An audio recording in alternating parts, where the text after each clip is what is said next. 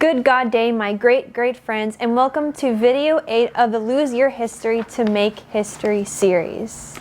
This is a very simple video, a very simple lesson, and one that will freaking change your life.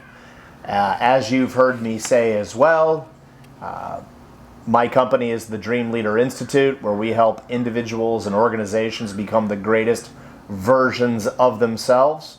And there is a worksheet for this. And please just ask me and I will send it to you. And guess what? I don't care if you send it to a million other people, because life is about way more than the moolah. But we're always going to start this with a quote. And the quote is by the great Charles Bukowski. It reads as such: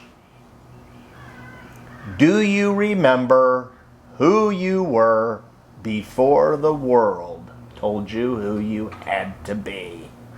Once again, do you remember who you were before the world told you who you had to be? Before I was famously educated, I would sit out by the pool all day long. No one taught me how to do it. And I would just sit there all day and I would save bugs that were drowning. And my mother would periodically walk out and say, "Son, what are you doing?" And I'd say, "I'm saving bugs from drowning, Mom." And she'd say, "Why are you doing that, son?" I'd say, "Because I want them to be able to go back to their families." At 6 years old, it horrified me, the thought of Mama Bug not coming home because it drowned and her little kids wondering where she was at. I didn't need an iPad, I didn't need an iPod, although back then it was like Ataris and stuff. I was perfectly happy. It's all I wanted to do. That's who I was before the world told me who I had to be. And for you to lose your history to make history, you're going to have to ask yourself that question.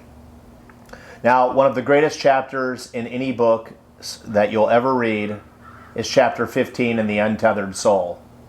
And the title of the chapter, which you can read that book out of sequence, although you'll want to read the whole thing, but you can start with chapter 15.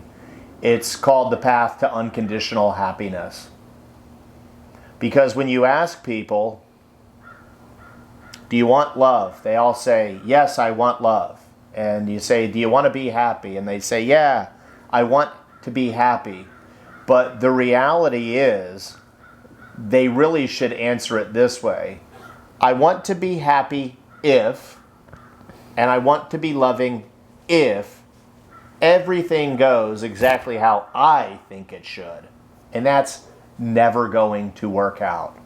So one of the drills that I ask my clients to do, it's very simple, it's very effective. In fact, I tell them after they do this drill for 30 days, they can fire me if they want, because they really won't need anything else. It's that powerful and it's that simple. In fact, I even feel embarrassed that I have to remind people to do this.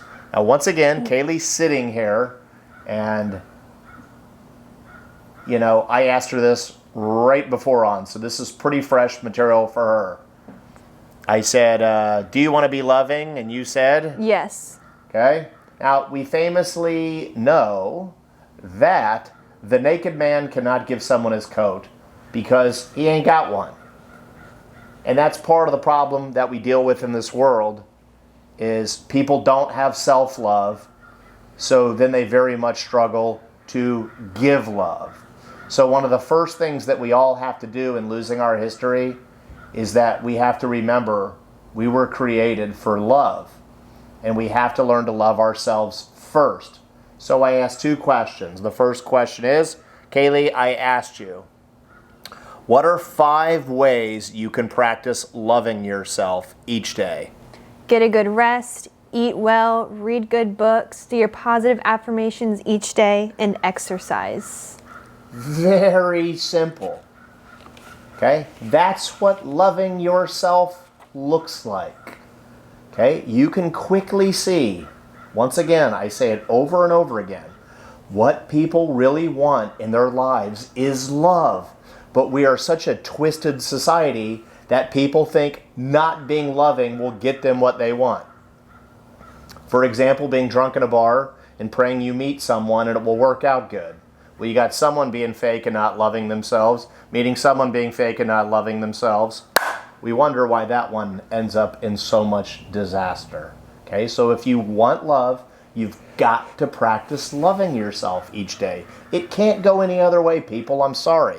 Okay, and then after you do that one and you've practiced self-love, which will erase that negative voice in the head, then you can go out and practice loving other people. And if you think, what does the world really need more than anything? It needs a heavy dose of love and kindness. Kindness is love, mind you. So I said, Kaylee, every morning you look at this list, you do a brand new one, you check it all off at the end of the day. You're happy as a lark, you've multiplied your gifts, etc., etc. But then, what are 5 specific ways you can love someone else today? Ask if I can help. Listen for the love of listening. Say please and thank you. Do good deeds and say I love you.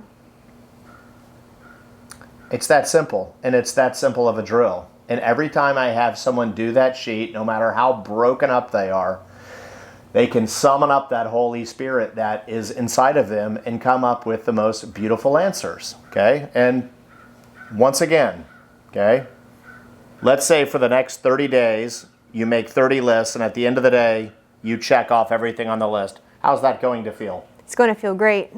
Is it going to leave the world a better place? Yes. Are you going to be happy? Yes. It's that simple, people. Helen Keller once said, what I'm looking for is not out there. It is within me. And Kaylee, last question. What would provide much better long-lasting happiness? Living out that list every day for the rest of your life, or a nice pair of jeans? Living out the list every day. What about living out that list every day, or having the latest iPhone or whatever they're called? Living out the list. What would feel better? Living out that list every day, or a red car in the driveway? Living out the list. Yeah, and the reality is, if you're willing to live out that list, you'll have everything you want and beyond that. But always remember, what you focus in on expands. So hopefully it's a list of love. You do that drill every day for the next 30 days, or really the next 30 years, and you will once again remember who you were before the world told you who you had to be, and you'll be an unconditionally loving person. You'll be an unconditionally happy person. And Kaylee, as we close this one out, what do you want the audience to remember? Please hit like, subscribe, and share. See you next time.